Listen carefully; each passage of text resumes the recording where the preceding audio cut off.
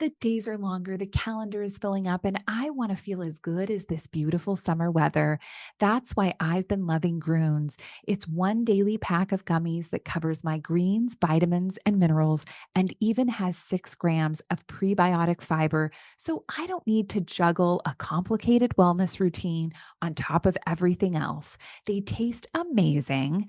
They're easy to toss in my bag on the go. Plus, they're vegan, gluten free, and HSA, FSA eligible for reimbursement. Save up to 52% off with promo code podcast at gruns.co. That's code podcast at gruns.co.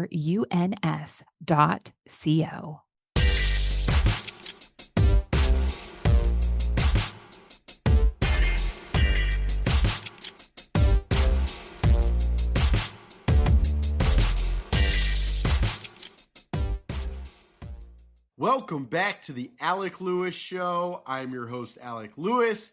This is episode 175, recording on Tuesday, June 9th, the first day of Vikings mandatory minicamp. And that's why we're here to talk all about what I saw earlier today. If my voice sounds a little hoarse, it's because I'm playing hurt. But it happens, obviously, in the summer once you've gone through the draft and free agency and new GM hire and quarterback carousel per usual with these Minnesota Vikings. So work with me today. I appreciate you being here. If you don't know me, I cover the Vikings for The Athletic every single day. Stories up throughout this week with more extensive thoughts, comments, and just analysis on what I'm seeing out on the TCO Performance Center practice fields and what it means to me to be seeing what I am, the elements that I'm seeing. I threw on social media on Tuesday that, I remain intrigued by the offensive line and what it looks like. I'll get into that over the back end of this episode, and then there will be much more in reported stories to come over at The Athletic, so please stay locked in for that. If you're watching YouTube, hit the subscribe button. If you're listening on Apple, Spotify, or iHeart, you can rate and review and give us some stars. This show is presented by First Resource Bank. That is a member FDIC bank. Talk about them more in a little bit. Show is also sponsored by Pro MN Athletics.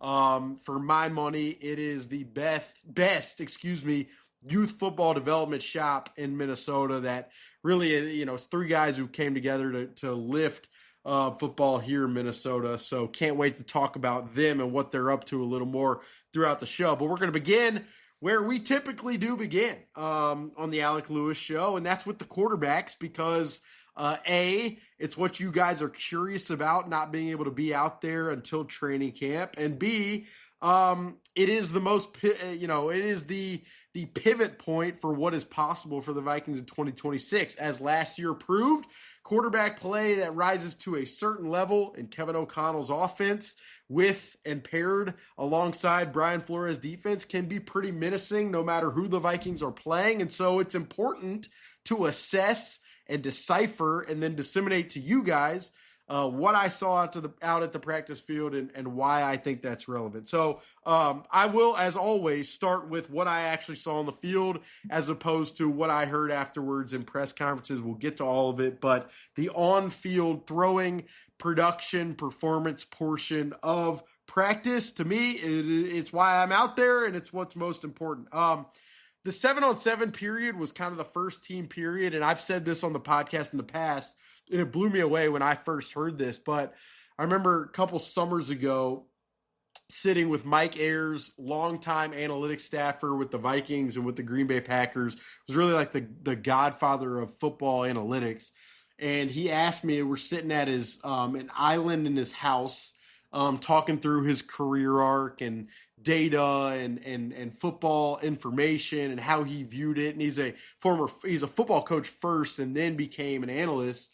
And he asked me just point blank, like, what do you think the most predictive drill that you watch in practice every day is to performance on Sunday? And I had no idea. I think I said 11 on 11 because that was the most low-hanging fruit. And he smirked and shook his head and eventually told me that 7 on 7 performance and production was the number one barometer in his studies within his 40 years in the NFL or number one predictor of success on Sunday, which I thought was crazy. I thought it was very interesting. I think it speaks to just like spatial awareness and ability to see space and take it away defensively. So that's where it began. And Kyler Murray was the first quarterback up, and the first pass of the day was an attempt. He started his eyes to the right sideline, and looked like there were two pass catchers on that side. And one of them was Gavin Bartholomew, the second-year tight end who missed all of his rookie season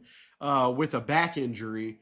And it looked like Gavin Bartholomew was kind of confused, or there was some kind of miscommunication. And perhaps, this is why context is so critical and often, removed from practice reports in the summer and fall and training camp and OTAs and minicamp. But, whether it was Kyler Murray saw something wrong, or whether it was Gavin Bartholomew didn't get to the correct depth or angle his route a certain way, it was a miscommunication. Kyler Murray threw the ball in his direction, and Theo Jackson, who has been kind of running with the first team as a deep safety and looked pretty good doing it, he intercepts the pass, and it's going the other way. And the next play, it was funny. I was walking around the field to try to get a better view, and was kind of standing in the end zone looking on directly, and Kyler Murray, again, it's a different pass, tries a deep shot to Jauan Jennings, angled down the pipe directly at the end zone, probably a 40-yard pass in the air. And whether it was overthrown behind Jauan Jennings, or whether Jauan Jennings, didn't run the correct angle on his route, I think this one, for me, seemed easier to pin on Kyler Murray. And it was another interception back-to-back from Byron Murphy Jr. And so that's how it began on the field for Kyler Murray. And then J.J. McCarthy stepped in and, pretty crisp, hit to Miles Price over the middle. He goes 1-2 progression, checks down to Xavier Scott. Then there's kind of a deep ball on kind of a go ball to Ty Felton down the right side. And it looked pretty, pretty crisp, pretty smooth, pretty fluid, exactly kind of what you want to see on the ball to Ty Felton. Definitely did look like there was enough air under that ball, and that's obviously been a focus for J.J. McCarthy and the team. And then, they mixed off from there. There were some 11 periods. There were some practice sequences where it wasn't as much full speed and more of a jog type rep. So in those, it's really hard to gauge, specifics. And I'd say from there, Kyler Murray hit an over the middle ball, I think, to Jauan Jennings on kind of an option route.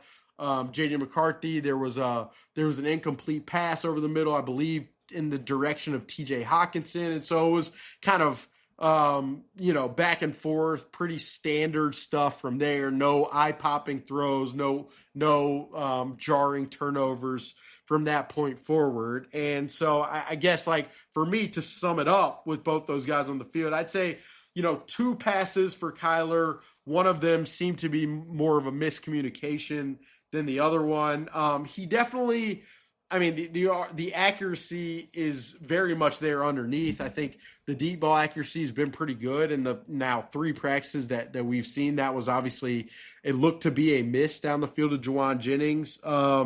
And I would say it just kind of looked like he was working his way through conceptually what they were trying to do.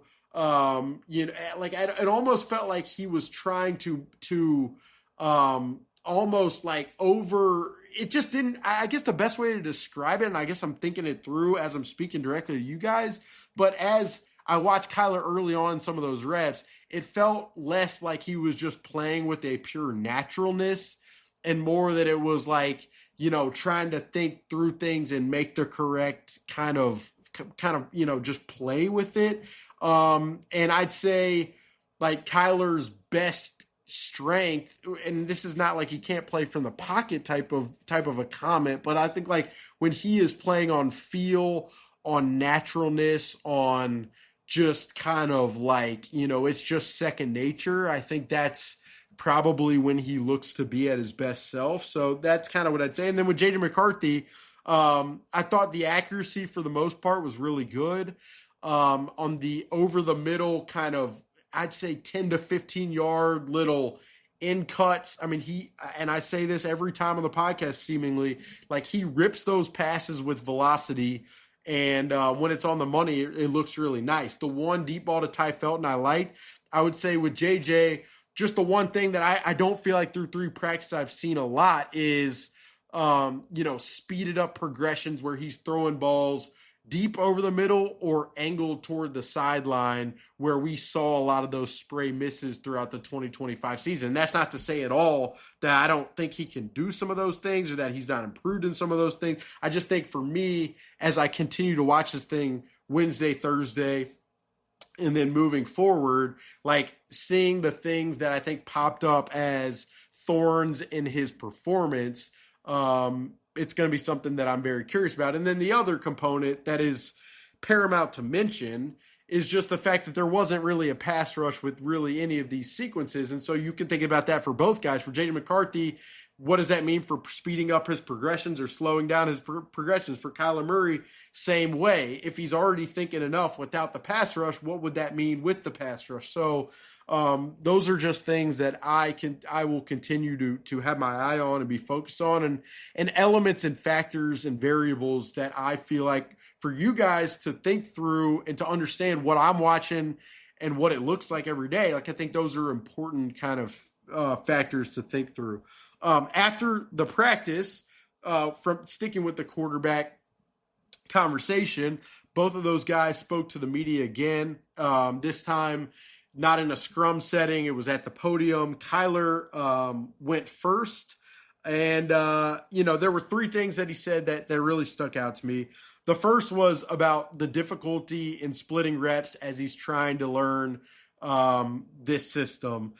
And I want to speak in I would say in depth on that in a second. So I'm kind of put a pin in that, and I'll get to the 2 other comments that stood out to me. The second one was that he's embracing like the difficulty of it, and I think I asked him, like, what excites you most about the complexity of this offense and learning it, and it was like embracing the challenge of what it is. And I thought that was relevant. And then the third was just like when he was asked about the competition, he kind of was like, he's not worried about the competition, which I thought kind of jived with what it sounded like last week for him, of just like, he is just focused, or at least publicly, like he doesn't really have much time for the whole competition part of it and how he's talked about it. JJ's press conference was shorter, I think, maybe not by much, definitely more reserved. I don't know if more reserved is what I would say, but just more buttoned up probably than he was last week. And that wasn't a surprise, obviously, after the comment from last week made headlines, but he didn't say a ton of substance. He seemed pretty positive. Kevin Seifert of ESPN asked him about like whether he, is happy here as far as like trade, what is he, and he maintained positivity and optimism with that, which I thought was a good answer. So, as far as like the splitting reps portion of things, and I've thought about this. I thought about this even this past weekend. As far as like thinking through this competition and what the value is with it and why it makes sense to frame it the way they have, and all of those topics have been going through my mind a lot. And one of the factors that I did think about was just, is the idea of a competition and how motivating that can be, and the opportunity that can present. Like, does that outweigh a quarterback getting maximum reps to try to learn when there are only a finite amount of reps in this era of off-season training in the NFL? And so, like, with this competition, there are a lot of tentacles to it that come when you're going to have a quarterback competition, or you want to have a quarterback competition with 2 high-profile former first-round guys who are polarized. I mean, you're inviting a max amount of attention. You've got national reporters attending minicamp like they were today. You're inviting a magnifying glass on every single practice and every single throw and every single comment.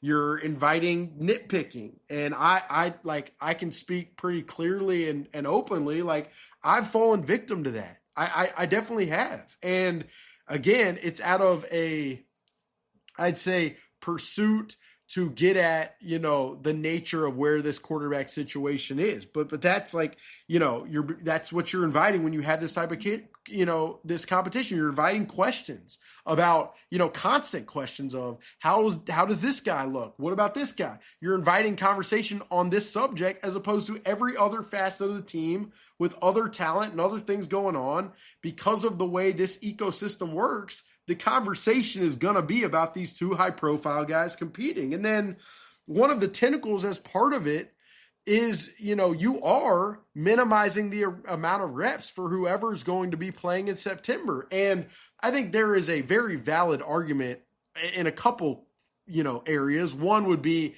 how important are reps in June really? One argument would be, well, if one guy gets hurt and that guy gets and another one gets thrown in the fire, then thank goodness they got the amount of reps at this time. Like those are all elements to this. But I did think about with Kyler's comments, you're trying to assess them, and again, to reiterate, he said like it's difficult splitting reps when you're trying to master this type of system. Like, I go back to Kirk Cousins in 2022, got 100% of the reps, and he had a really hard time, learning the system, feeling comfortable. I remember, I think we got to like week 8 or week 9 of the 2022 season. He was still talking about starting to feel comfortable. And like, you guys might be wondering, like, what are the major differences with this specific system? I mean, it's not just the length of the play call and the verbiage.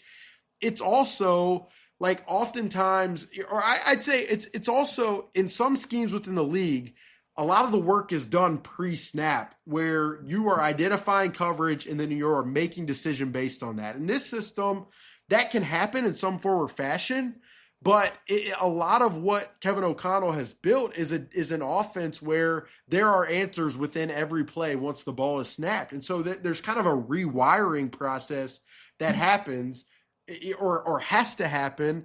And again, like Kirk Cousins had been in systems more similar to this one probably. And he still found it very difficult with 100% of the reps and was throwing interceptions in the spring, summer, and training camp. Sam Darnold had been with Kyle Shanahan in that system, which obviously has some familiarity and crossover, but even he talked about, the amount of work he was having to do and the work alongside Grant Udinski. And I mean, I remember days in training, even into training camp where he threw interceptions. I mean, I remember the Cleveland Browns joint practices first day coming away from that thinking like, man, this is going to be brutal. And so, in one, one area for me, I do wonder at what point does the competition part of it have minimal returns compared to quarterback preparation via the reps. On the other hand, I think about it where it's like you can make a lot out of one practice, and maybe that was Kyler Murray's way of sorting through what was a in his mind not a good practice. So I think that subject's interesting, but I think it's all encompassed or underneath the umbrella of when you invite a competition like this, there are a lot of things that are going to come with it, and the Vikings have deemed that worthwhile for the betterment of their team. And we're going to find out come September and throughout the season whether that's kind of the case or not. So that's kind of where how I came away from Tuesday and the quarterbacks thinking about things. There was, contrary to popular belief, there were other players out on the field. And I had some thoughts on watching them. I also had some perspective from talking to some of them.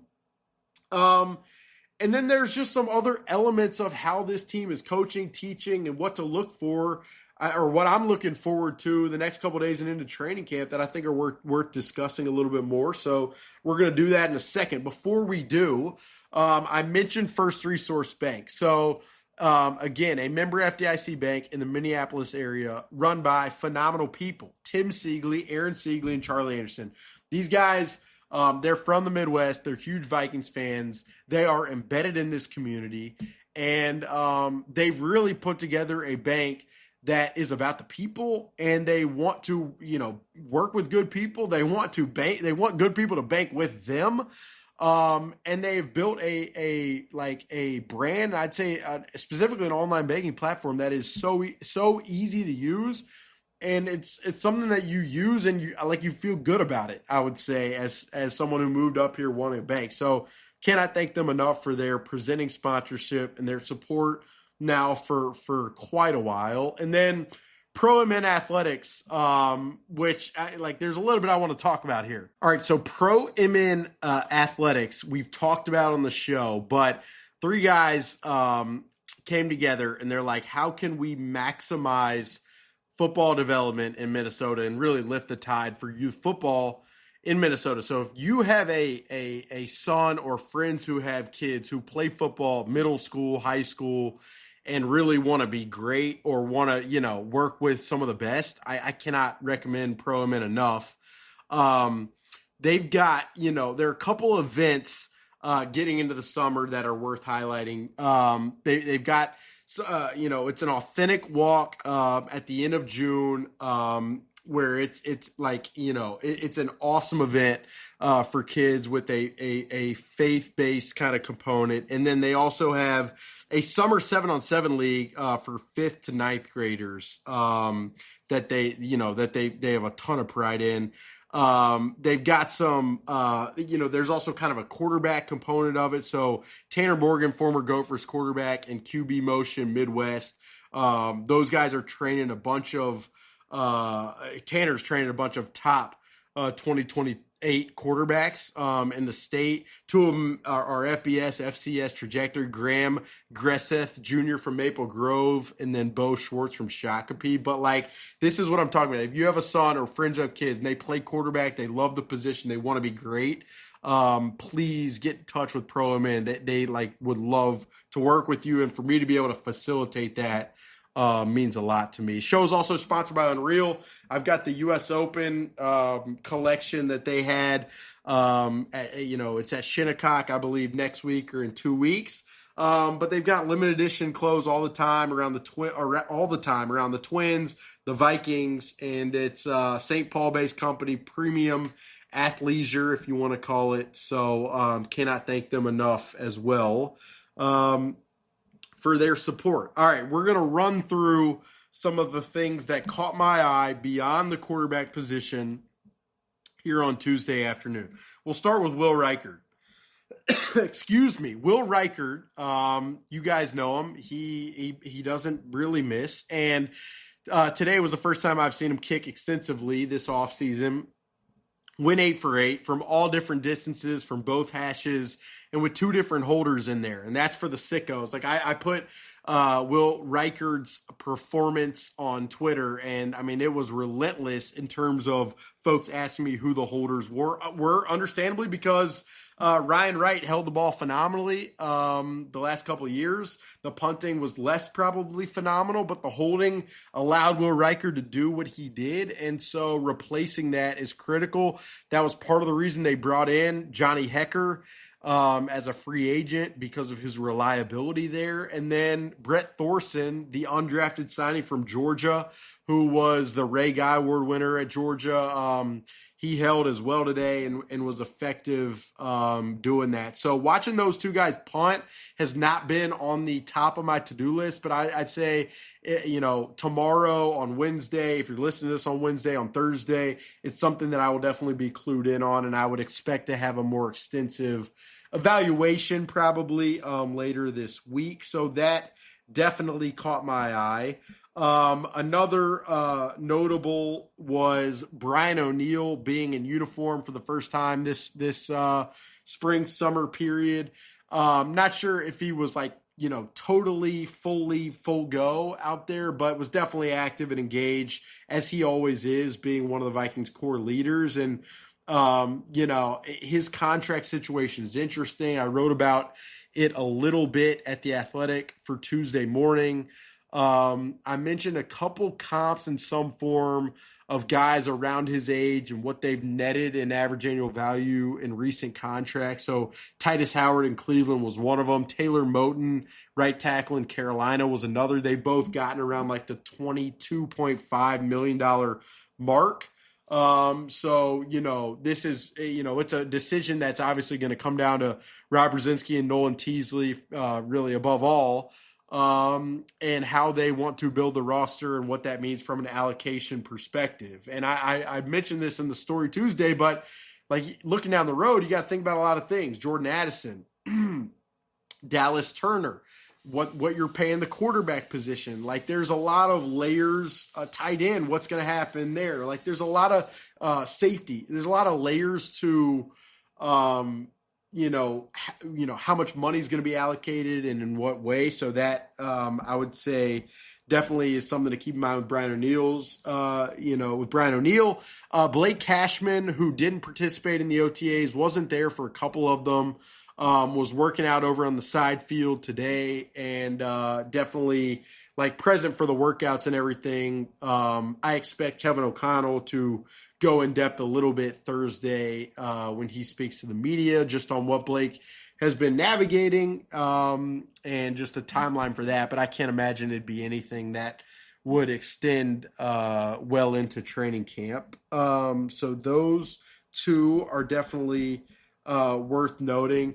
For me, I'd say defensively, there have been a lot of sequences where the Vikings are playing either nickel or dime defense, so either 5 defensive backs or 6 defensive backs, and they've got, I would say, James Pierre and Isaiah Rodgers on the outsides, and then Byron Murphy Jr. in the nickel. And what that's allowed them to do is Josh Metellus can play deep. He can roam around kind of in the middle.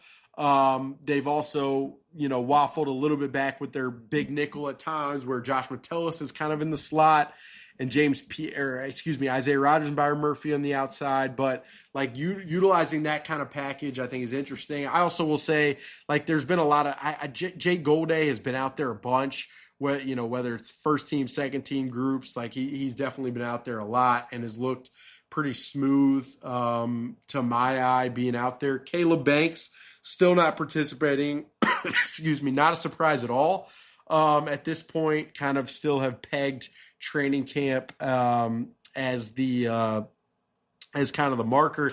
Talked with Aaron Jones for a while today, was in really great. I mean, as always, he is just a phenomenal person to get to speak with and talk to. And, you could tell he was he talked a lot about the urgency of this specific team, how much a lot of the players have taken kind of the leadership aspect upon themselves, maybe different than past years. I thought that was pretty interesting. And he said he feels more comfortable than he has in past years, speaking up, being more vocal, being more, critical, I would say, if he needs to be, or more detailed probably if he needs to be. And I think that's a definitely a major thing to just kind of I'm huge on the team chemistry part of it. So when he says something like that, it definitely catches my ear. He also said, he's taking the young guys in that room really under his wing, specifically Damon Claiborne, who he seemed really, really excited about. And it just sounds like both he and Max Bredesen have picked his brain constantly, been on the phone with him constantly on the playbook, on, just certain components and intricacies of this specific scheme. So, it was great to kind of visit with Aaron. One of the things we talked a lot about, outside zone, wide zone, and how much that has been a focus. And I put this on social media. I mentioned at the beginning of the show, like I consistently am intrigued, fascinated, curious, and attentive, I should say, to the offensive line and the drills they're doing and the intentionality behind it and the physicality behind it. Like, it was something that struck me the first OTAs practice as I was standing over there. But then it's just continued to catch my eye. And I mean, I will say just different types of drills than I'm used to seeing in the past. So many, like, just flying off the ball, two guys working in tandem on a double team and just sprinting 30 yards down the field against a pad in a way that I just can't say I've seen things like that. I mean, there was a drill today where guys, like hooked up to bungee cords, and it felt like a like resistance training type of drill. So I will obviously be talking to people about this and diving a little deeper in terms of the thought behind it, the potential value that can be generated from it. And then we'll see, obviously, in training camp in the fall, like, does this pay dividends on the field? When the Vikings are running the football, are they generating, more explosives, more efficiency? And I will say the one thing that it definitely stood out talking to Aaron Jones, like, the running backs do like the idea of this specific scheme where you can either get around the edge or you can press it and then use kind of your vision to deke some of the second level defenders and cut up field. So I think it's a really important element of the team. Apparently Nolan Teasley, the new Vikings GM, does as well, because every interview he's done, he's talked about defense and run game and wanting to improve in that area. And Frank Smith, the new assistant head coach's role in that area. So just something I think, if I'm not identifying it and bringing it to you guys to then think about and have on your minds as you're watching training camp or watching the season, I don't think I'm doing a good enough job, in the totality of evaluating, what this team is and can be. As far as everything else, I mean, I've consistently thought a lot of the receivers have looked pretty good. Specifically Ty Felton. There was one drop on Tuesday that you wouldn't love to see, but for the most part, I mean, I just feel like he looks a little smoother in his route running than last year. And then even guys like Ja'Shawn Jones, the undrafted player who's been around now for a couple of years, and then Dante Fleming, kind of a long striding undrafted guy. Like, there's just some of those guys continue to just kind of jump out, stick out a little bit.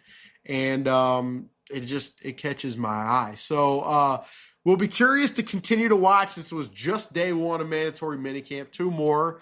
And then, we'll pack it in a little bit for the summer and do a lot of work ahead for what should be a fascinating training camp into the season. But hope you guys enjoyed the show. Episode 175, presented by First Resource Bank, sponsored by Pro Men Athletics, sponsored by Unreal. If you're watching on YouTube, hit the subscribe button. If you're listening on Apple, Spotify, or iHeart, please rate, review, and give us 5 stars. Check out every story that I'm pouring everything I've got into at The Athletic. And with that, that'll probably do it. We will talk to you very, very soon.